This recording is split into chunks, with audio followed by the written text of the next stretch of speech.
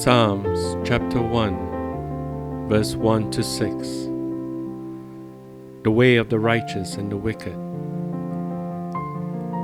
Blessed is the man who walks not in the counsel of the wicked, nor stands in the way of sinners, nor sits in the seat of scoffers. But his delight is in the law of the Lord, and on his law he meditates day and night.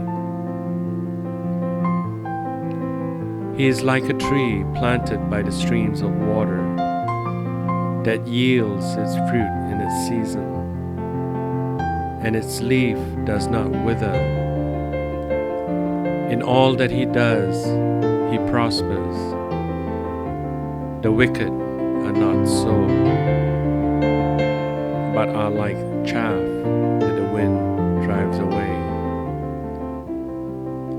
Therefore the wicked will not stand in the judgment, nor sinners in the congregation of the righteous. For the Lord knows the way of the righteous, but the way of the wicked will perish.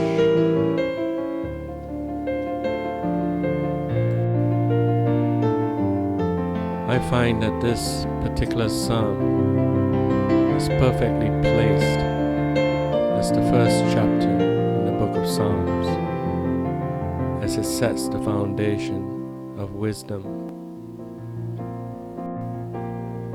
Psalms 1 is a fitting introduction to the book of Psalms, in that it summarizes the two ways open to humanity, the way of the righteous and the way of the wicked.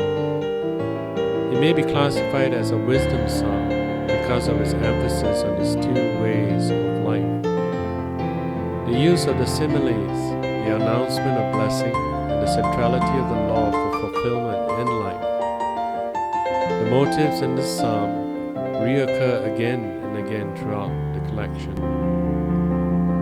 The psalm describes the blessed man who leads untarnished and prosperous life in accord with the word of the Lord, and contrast him with the ungodly who shall perish.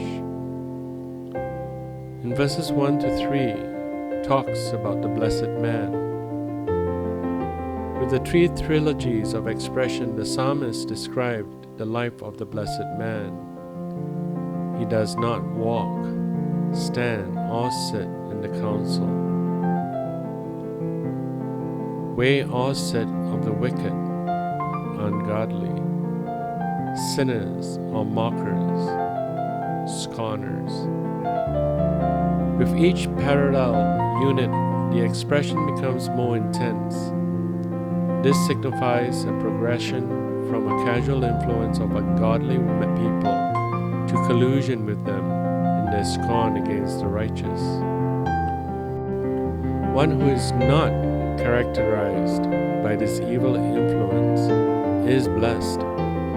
That is, he is right with God and enjoys the spiritual peace and joy that results from that relationship.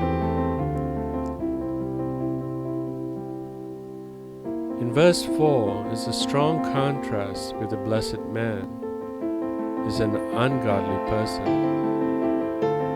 The Hebrew word rasah is often translated wicked, but that may connote gross evil.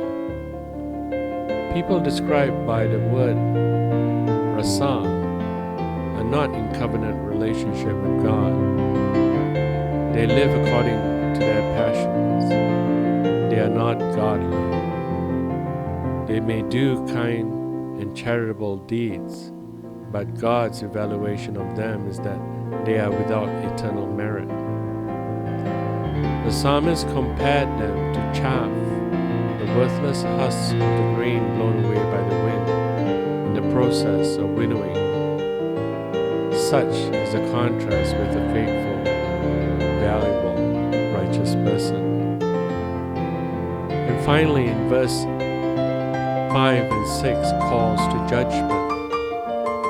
In verse 5, on the basis of the contrast between the godly and the wicked, The psalmist wrote that God will separate the righteous from the wicked in judgment. The righteous are those who are related by covenant with the Lord, who live by His word, who produce things of eternal value.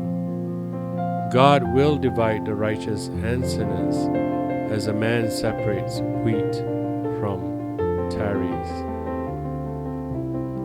The basis in verse 6 is the judgment is the Lord's knowledge. The first half of the verse, the Lord watches over, which literally means knows the way of the righteous, is best understood by the antithetical parallelism. The way of the wicked will perish. Salvation in the day of judgment is equated with being known by the Lord, as written in Matthew chapter 7 verse 23. And then will I declare to them, I never knew you. Depart from me, you workers of lawlessness.